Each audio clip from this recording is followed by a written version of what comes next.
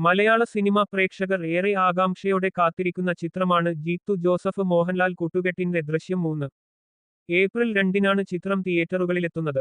ഇപ്പോഴിതാ ചിത്രത്തിന്റെ റിലീസുമായി ബന്ധപ്പെട്ട് നിർമ്മാതാക്കളായ ആശീർവാദ് സിനിമാസും തിയേറ്ററുടമകളും തമ്മിലുള്ള കരാറിന്റെ വിവരങ്ങൾ പുറത്തുവന്നിരിക്കുകയാണ്.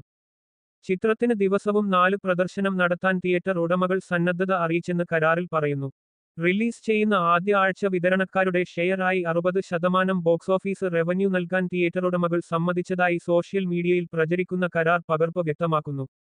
രണ്ടാമത്തെ ആഴ്ച ഇത് 55%, മൂന്നാമത്തെ ആഴ്ചയും നാലാമത്തെ ആഴ്ചയും ഇത് 50%-മായും നിലനിർത്തും.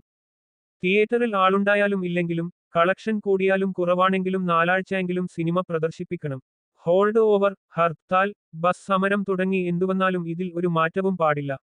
ഇവിടെയും 4 ഷോ പ്രദർശിപ്പിച്ചിരിക്കണമെന്നും ഉറപ്പുവരുത്തണം. ദൃശ്യം 3 പ്രദർശിപ്പിക്കുന്ന തിയേറ്ററുകൾ 5 ലക്ഷം രൂപയാണ് മുൻകൂറായി നൽകേണ്ടത്. സിനിമയ്ക്ക് കേരളത്തിൽ പുലർച്ചെ ഫാൻസ് ഷോ ഉണ്ടായേക്കില്ലെന്നും റിപ്പോർട്ട് ഉണ്ട്. ജീത്തു ജോസഫ് തിരക്കഥയെഴുതി സംവിധാനം ചെയ്യുന്ന ദൃശ്യത്തിന്റെ ഷൂട്ടിംഗ് ഡിസംബർ ആദ്യം അവസാനിച്ചിരുന്നു.